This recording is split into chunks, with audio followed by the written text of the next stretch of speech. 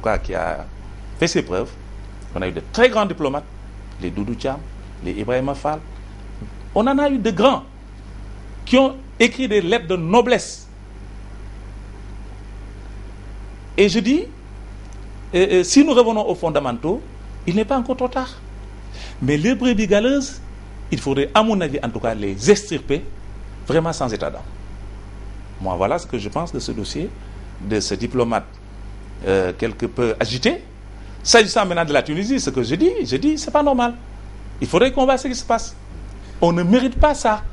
Et je suis étonné que les Tunisiens le fassent. C'est vrai que c'est un pays qui a des problèmes. Il y a des troubles. On ne peut pas tout maîtriser, c'est vrai. Ils ont même promis des enquêtes. Ça, j'ai entendu, je l'ai lu. Donc j'ai dit, attendons de voir si des sanctions vont être prises ou pas. Et qu'en est-il des Sénégalais qui sont au Gabon, qui ont été rapatriés, d'autres qui ont été détenus? Ça, c'est pas nouveau.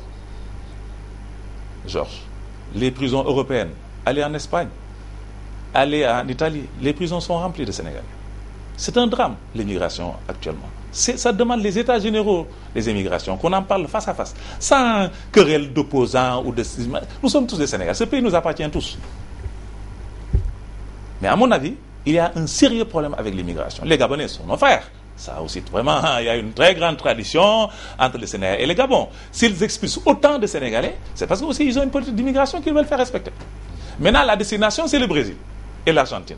Ça, tout le monde le sait, la tendance. Ça va être des problèmes, parce que les tendances sont lourdes.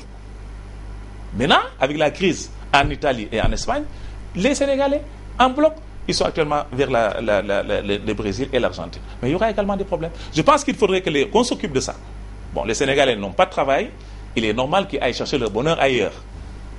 Mais il faut que ça, c'est des pays organisés qui ont des règles, qui ont des lois, qui ne peuvent pas tout admettre. On ne peut pas faire là-bas n'importe quoi. Je crois que si ceci est compris, il est encore possible de faire les rectifications. Oui, si c'est... Oui, mais vous savez, le problème, il est beaucoup plus profond. Ce n'est pas un problème d'immigration normale. Mais les Sénégalais n'ont pas l'habitude de s'immatriculer dans leur consulat ou ambassade. Voilà le plus grand problème des Sénégalais, qui sont des grands voyageurs. Vous pouvez aller en Europe, partout dans le monde, il y a très peu de Sénégalais qui s'immatriculent dans les ambassades et autres. Donc quand il y a problème, on se retourne vers l'État. Voilà le drame du Sénégal. Il faut que l'on ait une politique pour que tous Sénégalais qui sortent du pays puissent s'immatriculer dans l'ambassade du pays où il a immigré. Parce que les Sénégalais ne comprennent pas qu'il faut s'immatriculer dans une ambassade.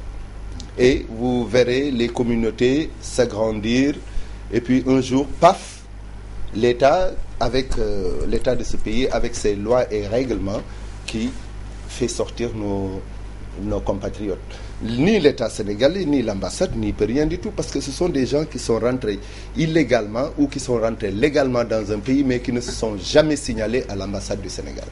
Voilà notre plus grand problème. En tout cas, le problème là, se trouve, comme l'a rappelé tout à l'heure Mamadou Dieng, le Sénégal est véritablement sur la sellette. Alors, pour ceux qui nous suivent depuis la radio, vous écoutez donc votre émission Duel, qui reçoit aujourd'hui M. Mamadou Dieng. Il est le coordinateur, le président du mouvement Arc-en-Ciel, membre du Front patriotique pour la défense de la République. Avec lui, sur ce plateau, M. Alassane Cissé. Il est le président du nouveau parti, membre de la coalition Macky 2012, donc de la mouvance présidentielle. Nous allons donc passer donc, au mandat présidentiel, qui revient aussi au devant de la scène avec la sortie de l'imam de la Grande Mosquée à l'occasion de la prière de la Korité. Alors, sa sortie demandant donc au chef de l'État de faire un mandat de 7 ans a donc pas choqué, mais en tout cas créé un tollé au sein de l'opinion. Alors, M. Dieng, quand vous l'avez entendu, quelle a été votre réaction? Moi, ma réaction, ça a été que l'imam a abordé un sujet controversé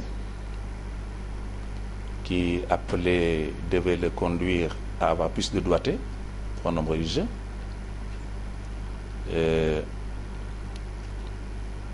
Le président lui-même hésite. Il avait fait des engagements pendant la campagne, ferme, promesse de campagne ferme, en disant oui, mais moi si je suis élu, je fais 5 ans.